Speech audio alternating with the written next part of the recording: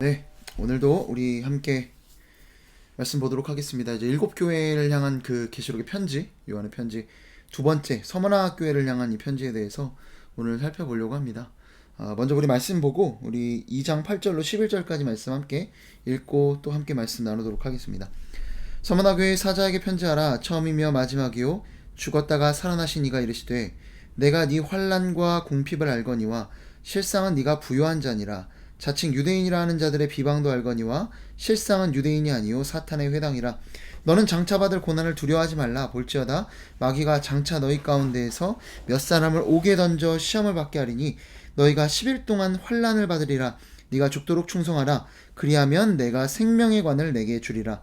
귀 있는 자는 성령이 교회들에게 하시는 말씀을 들을지어다. 이기는 자는 둘째 사망의 해를 받지 아니하니라. 아멘. 오늘 함께 볼 이 서머나교회를 향한 편지, 특별히 이 서머나교회 하면 빌라델비아 교회와 함께 책망이 없는 그런 교회예요.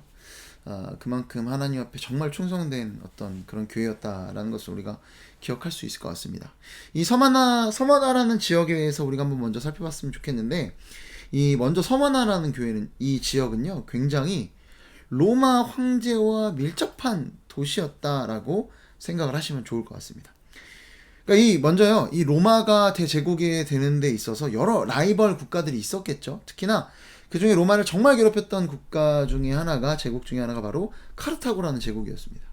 이 로마와 카르타고 이 제국 사이에 정말 이 패권을 차지하기 위한 그런 다툼들이 있었을 때 로마가 다소 고전하고 있었을 때가 있었을 거 아니에요.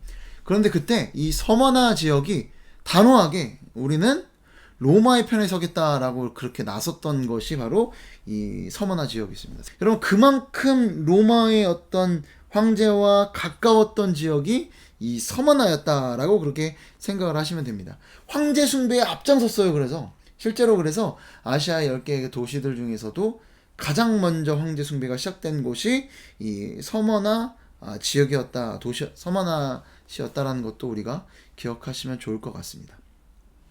굉장한 이 로마를 향한 충성심이 있던 곳. 자, 그리고 뿐만 아니라 이 서머나 지역이 유대인들이 상당수 있었던 곳이에요. 자, 그런데 사실 우리가 사도행전을 봐도 알지만 이 교회, 이 복음의 가장 적대적인 사람들이 누구였습니까? 실제로 이방인보다도, 로마인들보다도 더 유대인들이 더 적대적이었겠죠. 실제로 뭐 예수님을 죽인 것도 유대인이었으니까요. 그러다 보니까 이 당시에 이 서머나에 살고 있었던, 역사적으로 실제로 수많은 유대인들이 그리스도인들에게 굉장히 적대적이었다라고 이야기합니다. 그래서 이 로마가 이 전체 나라들을 통치하는 데 있어서 막 억압만 했던 것이 아니라 굉장히 많이 문화적으로 허용을 해줬죠. 특히나 이 유대인들 같은 경우는 상업적으로 굉장히 열심히 이렇게 사고팔고 하는 것들을 능했으니까 하는데, 이 유대인들이 이거는 힘들어하는 거예요, 황제 숭배는. 그러니까 회당에 속해 있는 사람들만큼은 그들이 황제 숭배를 하지 않아도 봐주는 일들이 있었다고 합니다. 이 로마에서 유대인들에 한해서. 그런데 이 유대인들이 그리스도인들, 특별히 유대인들 중에서도 그리스도인들, 그리고 이방인들도 있었겠죠. 그 그리스도인들을 향해서 너무 싫어하니까, 복음에 적대적이다 보니까 그들을 회당에 포함시키지 않는 그런 일들이 있었다라고 생각을 하시면 좋을 것 같습니다. 여러분, 이런 서머나 교회를 향한 우리가 편지를 함께 살펴보도록 하겠습니다. 마찬가지죠. 항상 우리가 교회를 향한 편지를 볼 때 제일 중요한 부분들이 뭐다? 일단은 예수님의 모습이 어떤지가 중요하다고 말씀드렸습니다. 8절 보시면 이렇게 돼 있죠. 처음이며 마지막이요 죽었다가 살아나신 이가 이르시되. 아멘. 자, 예수님의 모습이 어떠합니까? 처음이며 마지막. 항상 존재하시는 분. 알파와 오메가라는 뜻도 되고요. 항상 존재하시는 분, 이게 스스로 존재하는 자, 어떤 여호와 하나님에 대한 그런 말이기도 한다라고 말씀드렸습니다. 그리고 역사 위에 존재하시는 역사의 주관자, 어떤 이런 의미도 있을 겁니다. 그리고 뿐만 아니라 우리의 삶과 비교하면 처음이며 마지막이라는 표현은 어때요? 이 역사 위에 존재하신다는 거는 그 우리 시간선 위에 존재하시는 그런 분 아니겠습니까? 우리의 삶은 굉장히 제한적이고 짧은데, 하나님의 이 예수님의 삶이라는 것은 이게 정말 이 시간을 넘어선 그런 한계가 없으신 분이라는 것을 우리가 알 수 있습니다. 우리의 제한적인 삶을 뛰어넘으시는 시간 선을 뛰어넘으시는 그런 분이시다라고 이야기하는 겁니다. 자, 그리고 뿐만 아니라 뭐예요? 예수님은 죽었다 살아나신 분이다. 그분은 십자가 위에서 죽으시고 부활했습니다. 죽음을 이기고 부활하셨다는 거예요. 이런 예수님입니다. 이런 예수님이 오늘 서문학교의 키다. 그것을 기억하면서 오늘 말씀을 함께 보도록 하겠습니다. 먼저 당연히 이 서문학교에 대한 진단이 나오겠죠. 아까도 말씀드렸지만 책망이 등장하지 않는 칭찬만 있는. 자, 여기 또 마찬가지예요. 내가 널 안다. 내가 네 환난과 궁핍을 안다. 안다. 아까 지난번에도 말씀드렸죠. 내가 널 안다는 건 뭐예요? 너 그렇게 힘들게 하고 있지? 내가 알아. 위로하고 격려하고 칭찬하는 겁니다. 자, 그런데 뭘 안다고요? 환난과 궁핍을 안다라고 합니다. 자, 이들이 먼저 궁핍했다고 해요. 왜 궁핍했을까요? 아까 이전에도 말씀드렸지만 황제 숭배를 하지 않으면 어떻게 한다고요? 무역연합, 그 길드에 가입이 안 된다고 말씀드렸어요. 그런데 무역이나 이런 상업적인 활동들을 열심히 했던 유대인들만큼은 제외시켜주는 일들이 있었습니다. 자, 그런데 오늘 이 지역에 있는 유대인들, 자, 여기 이렇게 돼 있어요. 자칭 유대인이라는 자들의 비방도 알거니와 실상은 유대인이 아니요 사탄의 회당이라. 여러분, 그러니까 이 유대인들이 어떻게 한 겁니까? 이 회당에 이 그리스도인들을 제외시키는 일들이 있었다라는 거예요. 자기들은 어떤 상업적 활동을 왕성히 하면서 로마로부터 어느 정도의 어떤 보호를 받았습니다. 황제 숭배를 하지 않아도. 자, 그런데 이 그리스도인들을 내쫓으니까 어떤 일이 벌어지는 거예요? 이 그리스도인들이 황제 숭배를 하지 않는다는 이유로 굉장히 탄압을 받고 있었다라는 겁니다. 여러분 한번 상상을 해보세요. 어떤 목사님 이런 표현을 하시더라고요. 만약에 기독교인들에게만 특별히 추가 세금으로 50% 이상을 걷는다고 한다면 어떻게 할 것 같냐고. 아마도 진짜와 가짜가 가려져 나갔을 것 같습니다. 저도 이런 부분에 있어서 굉장히 많은 어떤 생각이 드는데, 아무래도 개척교회를 하고 있으니까 제가 그러니까 이제 아들과 이제 마트를 갔던 일이 있어요. 막 아들이 이제 막 저거 사달라고 막 그럴 거 아니에요. 이거 아빠 이것도 사주고 저것도. 근데 제가 어떻게 다 사줄 수 있겠습니까? 물론 있어도 사줄 수 없는 게 뭐 다 부모도 그러지 않겠습니까? 근데 그런 얘기를 했어요.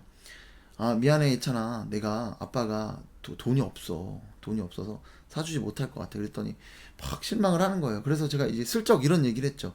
예찬아, 그러면은 돈 없는 아빠보다 돈 많은 아빠였으면 좋겠어? 이렇게 물어보니까 아들이 뭐라고 했는 줄 아세요? 아들이 너무나 감사하게도 아빠, 저는 돈 많은 아빠보다 예수님 잘 믿는 아빠가 좋아요. 이렇게 얘기를 하더라고요. 오늘 말씀에 환난과 궁핍을 알거니와 실상은 네가 부요한 자라. 사실 저는 얼핏 어렴풋이 그런 마음을 가졌던 것 같습니다. 마음이 너무 부요해지더라고요. 네, 아들이 돈 많은 아빠보다 예수님 잘 믿는 아빠가 좋다라고 하는 그 말이 저한테 엄청난 위로가 되었던 것 같습니다. 여러분, 그런데 오늘 말씀에도요, 예수님께서도 이런 위로를 하세요. 실상은 네가 부요한 자다. 환난과 정말 궁핍이 있지만 정말 가난하고 힘들게, 정말 이 표현 거의 거지같이 산다라는 표현입니다. 그렇지만 네가 진짜 실상은 부유한 자라는 거예요. 여러분, 누가 부유한 겁니까? 여러분, 예수 그리스도를 믿음으로 인해서 내가 혹시라도 궁핍 가운데 처해 있는 분이 계십니까? 여러분, 실상은 부유한 자라고 주님께서 말씀하십니다.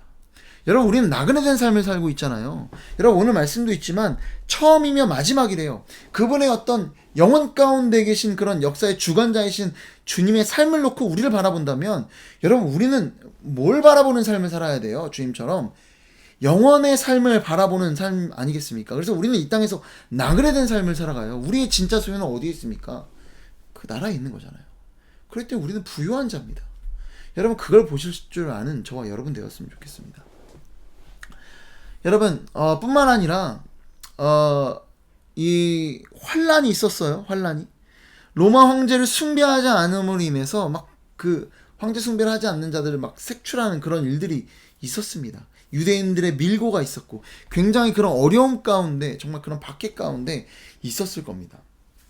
이 서문학 교회가 정말 그야말로 먹을 것도 제대로 못 먹고 정말 매질도 당하고 고문도 당하고 그런 어려움이 있었던 교회가 어느 교회였다? 서문학 교회였다라는 거예요. 자, 그런데 정말 이런 박해와 환난과 막 궁핍 가운데 있었던 서문학 교회 가운데 요한 사도가 편지를 진짜 보낸 거예요. 자, 정말 이 편지를 보낸 겁니다. 한번 상상을 한번 해볼게요. 제가 그냥 이 말씀을 그냥 생각하다가 정말 어떤 목사님이 이 장면을 상상하면서 설교를 하시더라고요. 너무나 은혜가 돼서 우리가 한번 좀 들어봤으면 한번 공유하고 싶었습니다. 여러분 상상을 해보는 거예요. 우리가 진짜 이 교회가 돼서. 여러분 얘기가 들리는 거예요. 아니 요한 사도가 우리를 위해서 하나님의 계시를 받아 편지를 써주셨대. 야, 근데 지금 너무나 위험한 상황이지 않나요? 막 그러는 가운데 그들이 카타콤에 모입니다. 예배를 위해 어떤 그 요한 사도의 편지를 위해서 모인 거예요. 막 모였는데 막 어때요? 진짜 오랜만에 온 교회가 다 모였는데 얼마나 눈물이 나겠어요, 이 서문학 교회에서. 자, 그리고 이제 요한 사도의 그 편지를 보게 되는 겁니다. 이렇게 되는 거죠. 내가 네 환난과 궁핍을 알거니와 실상은 네가 부요한 자니라. 자칭 유대인이라는 자들의 비방도 알거니와 실상은 유대인이 아니요 사탄의 회당이라. 이제 에베소 교회 이후에 서문학 교회 우리 두 번째로 편지를 받고 있는데 그 내용이 어때요? 하나님이 아신대요. 주님이 예수님께서 우리 어떤 환난과 궁핍을 다 아신대요. 하지만 우리가 실상은 부유한 자라는 거예요. 내가 이렇게 가난한 삶을 살고 있지만, 어려운 삶을 살고 있지만, 환난 가운데 살고 있지만 실상은 네가 부유한 자라고 정말 하나님께서, 예수님께서 격려해 주시고 위로해 주시고 칭찬해 주고 계시다는 거예요. 얼마나 감동이 됐을까요? 얼마나 큰 감동이 있을 거예요. 여러분, 그리고 나서 어떤 말씀을 기대했을까요? 서문학 교회가. 이제 너희 고난도 끝이다. 내가 너희를 건져낼 것이다. 이런 약속을 기대하지 않았겠습니까? 여러분, 그런데 뭐라고 말씀하십니까? 10절 말씀입니다. 너는 장차 받을 고난을 두려워하지 말라. 볼지어다 마귀가 장차 너희 가운데에서 몇 사람을 옥에 던져 시험을 받게 하리니 너희가 10일 동안 환난을 받으리라. 네가 죽도록 충성하라. 그리하면 내가 생명의 관을 내게 주리라. 아멘. 여러분, 뭔가요? 이제 고생 끝, 행복 시작인가요? 아니요. 이제 시작입니다. 이제 시작이라고 말씀하시는 거예요. 지금 그토록 환난과 궁핍 가운데 정말 어려운 삶을 견뎌내고 있는 서문학 교회를 향한 이 주님의 메시지는 뭐예요? 정말 그렇게 기대하고 왔는데 하시는 말씀이 뭐예요? 이제 장차 올 환난이 있다. 장차 받을 고난이 있다라는 거 아니겠습니까? 두려워 마라. 근데 여러분, 근데 어떤 환난이 기다리고 있다라는 거예요? 어떤 환난이에요? 네가 10일 동안 환난을 받으리라. 10일? 자, 그런데 뭐예요? 네가 죽도록 충성하라. 죽도록 충성하라. 이 말이 뭘까요? 그냥 단순히 죽을 정도의 충성, 정말 죽을 정도로 힘든 그런 충성에 대한 이야기를 하는 겁니까? 여러분, 이 말씀은요, 정말 죽으라는 이야기입니다. 여러분, 죽으라는 거예요. 정말 이제는 정말 죽음이 닥친다라는 걸 이야기하고 있다는 겁니다. 여러분, 죽도록 충성하라. 이게 서문학 교회에 주신 주님의 말씀입니다. 여러분, 생각해 보세요. 이 서문학 교회, 이 7교회 중에서도요, 빌라델비아 교회와 더불어 책망이 없는 교회입니다. 주님 칭찬하실 것밖에 없는 교회예요. 여러분, 생각해 보세요. 교회가 이게 진짜 얼마나 대단한 교회입니까? 우리가 지금 우리의 교회의 모습들을 봐도 어떻게 칭찬할 것밖에 없는 교회가 있을 수 있겠어요. 여러분, 이 서문학 교회 정말 대단한 교회였던 겁니다. 칭찬받아 마땅했던 그 교회에 주님께서 순교의 영광을 허락하고 계시는 거예요. 여러분, 이거보다 더한 영광이 어디 있겠습니까? 여러분, 우리네 삶의 소망이 뭐예요? 우리가 예수 믿으면서 결국 궁극적으로 바라는 소망은 뭐여야겠습니까? 이 땅에서. 여러분, 예수 좀 믿고 행복해지는 거예요? 예수 믿고 마음의 평안을 누리는 겁니까? 예수 믿고 좀 잘 사는 게 그게 우리의 소망입니까? 아니에요. 예수 믿는 거는요, 결국 예수님을 닮아가는 길입니다. 오늘 계속 교회를 향한 편지에서도 결국 키가 뭐예요? 예수님이 어떤 분이신가예요. 그분은 처음이며 마지막, 그러니까 영원을 소망하시는 분이고 죽었다가 살아나신, 죽음과 부활을 경험하신 분이더라는 거예요. 결국 우리의 삶의 궁극적인 소망은 뭡니까? 예수님을 닮아가는 겁니다. 여러분, 예수님의 환난과 나라와 참음에 동참하는 것, 예수님과의 연합, 주님과 하신 그 길을 나도 가는 것이 우리가 신앙생활하면서 궁극적으로 쫓아야 할 그 길이더라는 거예요. 여러분, 정말로 지금도 북한교회나 중동에 있는 교회들이 이런 일들을 겪어가고 있잖아요. 여러분, 우리가 진짜 소망해야 될 교회의 모습이 뭘까요? 여러분, 저는 분명히 말씀하건대요, 서문학 교회가 되기를 소망하는 우리 모든 교회가 되기를 소망합니다. 여러분, 진짜 이런 명령을 받을 수 있는 교회가 되는 게 얼마나 귀한 일입니까? 여러분 그냥 죽을 것 같은 데서 그치는 게 아닙니다. 어떻게 해요? 죽기까지라는 거예요. 충성하다 죽으라는 겁니다. 그 환난과 죽음과 같은 환난에 대해서 뭐라고 말씀하세요? 근데 10일 동안 환난을 받는다라는 거예요. 그런데 아니 뭐 근데 이게 뭐라고요? 죽는 거라고요. 죽음과 같은 환난인데 아니 죽음의 환난인데 10일이라고요. 뭘 이야기하는 걸까요? 여러분 오늘 예수님은 어떤 예수님이에요? 처음이요 마지막이신 영원 가운데 살아가시는 분입니다.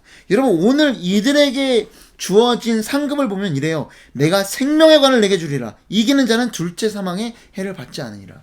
이거 뭐 다 이후에 이제 최종적인 것에 좀 더 해석이 있겠지만 여러분 이건 다 뭐냐면은요. 영생에 관한 이야기를 하고 있는 겁니다. 영원의 그 생명을 주시겠다라는 그 약속의 말씀을 이들에게 하고 있는 겁니다. 여러분 우리가 왜 죽음을 두려워해야 합니까? 우리에겐 부활의 소망을 갖고 있는 자들 아닙니까? 우리는 영원한 생명을 소유하고 있는 자들 아닙니까? 그런데 왜 죽음을 두려워해요? 여러분 짐 엘리엇이라는 선교사님이 계셨어요. 20대의 나이에 남미 지역에 선교하다가 순교하셨습니다.